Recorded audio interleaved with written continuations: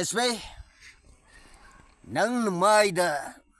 cream kragita isla nupingang karniega na may ginuhin da guys payan na tawd na nasa phajana ba na yam kanna honari aduga tatoi inaw yudi nang jing gumane nang lakit kilo ana yora ai sunang gumna phazu pame ice cream ang tung tairaga nang gikang sanabi leiribu mayamdo du ang tang noihanlaga isna phazar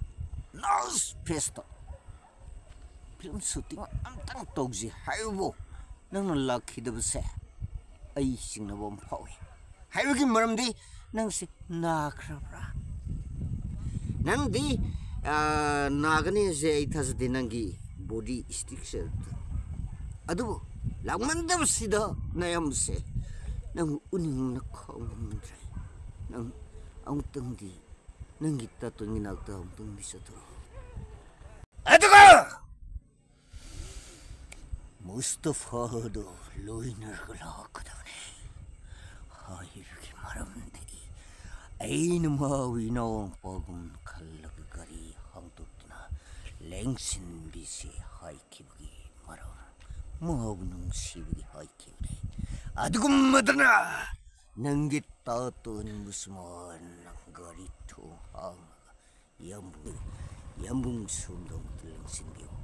haiwa ofum stama aina fumlang lengsla nice oin to adda satkiba journey edo miyang funsudo modamne modung amdrabadi yoim bim ai shoin sorkai musmidi kumo atu matamda lagna bono ai hauji cross later sipuage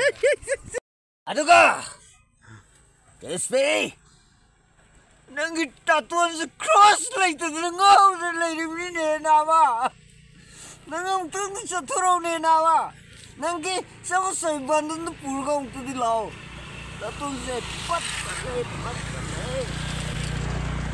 cross later nang nasi wild pow mu paidre nang atu matam na lao ko DSP atu munang lagu matamda nang tiduk na thoi waruno nang na purakadabse